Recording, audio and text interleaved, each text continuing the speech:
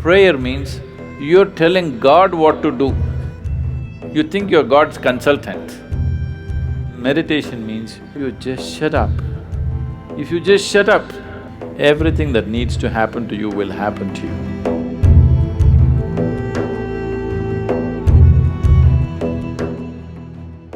So touching that dimension which is beyond the physical means you want to touch that dimension which is the basis of the physical. When you say that which is the basis of the physical, what you're talking is that you're not interested in creation, but you're interested in the source of creation. There, if you go and stand in front of the Creator, at least there you must keep your ideas down, isn't it? Your ideas must be kept down for some time when the Creator is here, isn't it so? Isn't he the biggest idea? It's like, there was a man in Pennsylvania, where are you from? Ah. It rains, it doesn't flood there.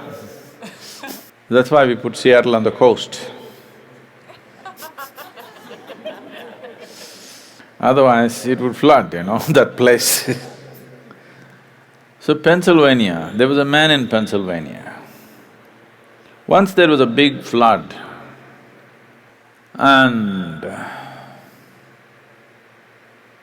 you okay if there's a joke inside a joke? All right. The flood was beginning to happen, the water was filling up, and there was a very enthusiastic young journalist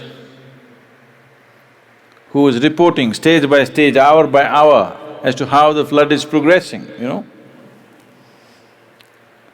Because that is journalism. Somebody is drowning, report to the world, this man is drowning, look at him drowning, take it on the video and show it to everybody how a man drowns. You don't throw the goddamn camera and get the man, no. You show the whole world how a man can drown in a flood.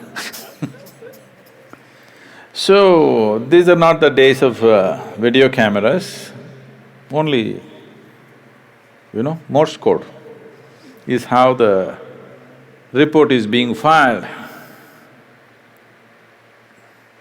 So he filed a report very eloquently, he said, as God sits and watches, the water is filling up in this part of Pennsylvania and houses are going down and this and that, and described it in very eloquent terms. Then he immediately got a response from his editor, leave the flood, interview God. God is sitting and watching, he thought he's somewhere here and forget about the flood, interview God. They didn't get to interview him, it continued. Many homes drowned, many people died, but one man survived. This man who survived went to New York City and shared among people how he survived a Pennsylvania flood where so many people died. People gathered. Then he went to Boston and talked about how he survived a Pennsylvania flood, and more people gathered. Then he came to Seattle and he shared, more people gathered. Then he started his roadshow, city to city, talking and talking about how he survived a Pennsylvania flood. He became a famous speaker in America, and then naturally, every American has to write a book within their lifespan. So he wrote a book, how he survived a Pennsylvania flood. It became famous, he spoke everywhere, and his engagements became international. He became a millionaire, sold millions of books. All his life he only spoke about how he survived the Pennsylvania flood. And one day he died, not in a flood, he died. And they had an assembly. He went through the pearly gates And there was an assembly of people and there was an opportunity to speak. A few people could speak. So he told his neighbors, I will share my experience about how I survived Pennsylvania flood. Somebody nudged him and said, there is no one in the audience.